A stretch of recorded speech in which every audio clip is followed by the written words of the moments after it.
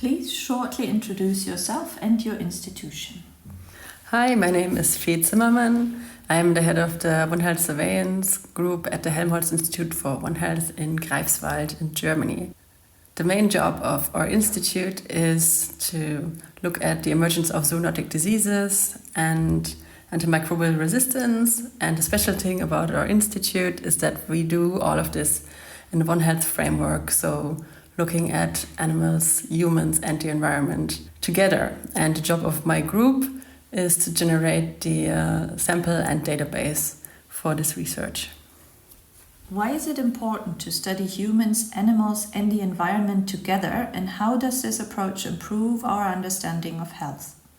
Human health cannot be fully understood without looking at our environment and the animals that we're in touch with. 70% of newly emerging infectious diseases are zoonotic. And therefore, when our institute was founded 4 years ago, the One Health Exploratories were initiated. Can you explain what the One Health Exploratories are, why the initiative was started, and what its main goals are? The One Health Exploratories are sites where we collect high-quality and comprehensive samples and data simultaneously from humans, animals, and the environment. And we do this very detailed and longitudinally over hopefully many, many years. And this data and these samples are the foundation for the work of our research groups here at HIOH and for collaborations with our partners. Some concrete examples for the type of data and samples that we collect are wildlife data that we collect over many, many years. So we perform necropsies of all wildlife found dead in the forest.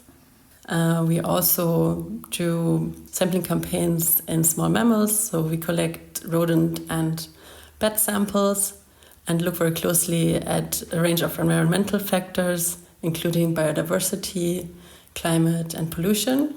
And of course, we also look at the communities that live in the places where our One Health Exploratories are placed. So we do cohort studies there, looking at the healthy human population. And we also work closely together with the local health infrastructure and provide diagnostic capacities to find out which pathogens really play a role in the area and what leads to clinical illness in the population. Where are the first One Health Exploratories located, and why were these regions chosen? The first two One Health Exploratories are based in sub-Saharan Africa, one in Cote d'Ivoire around the Thai National Park, and one in Central African Republic around the Zanga-Zanga protected areas. We have a long history of collaboration with both of these countries, and especially these two national parks, which really only makes this work possible. And we have a range of very good and long-term local partners that we work with for this project. And of course, the African tropics are a very relevant region in terms of disease emergence due to, on the one hand, high biodiversity, but also increasing human-animal interfaces and, unfortunately, a poor health infrastructure. So, there are hotspots for disease emergence, so it's especially important to look at these sites. On the other hand, our plan is to implement a third One Health Exploratories at our own doorstep in Vorpommern here in Germany, because also here landscapes are changing, land use is changing, vectors are moving more and more north with climate change. So it's also extremely relevant to do this type of work here in Europe. What have you learned so far from your work? And one very concrete example is the work of my colleagues at HIOH this year. We had an outbreak in a Sutimangabi population in Thai National Park. It's a type of monkey. And we identified that they were affected by Mpox.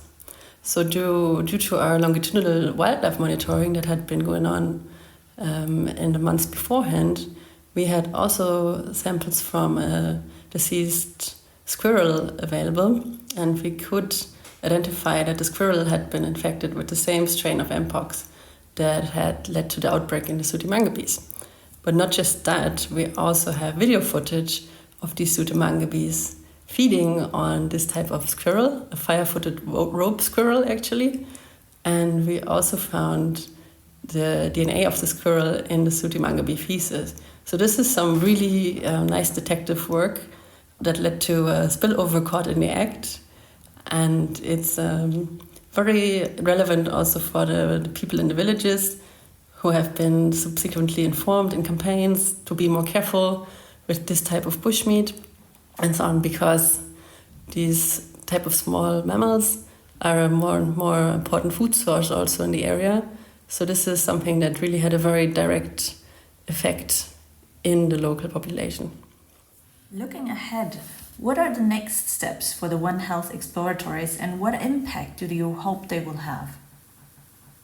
So the next steps for us at the moment in our 2 One Health Exploratories in Sub-Saharan Africa are the start of our first One Health cohort in the beginning of next year in Côte d'Ivoire. So we're all very excited about that.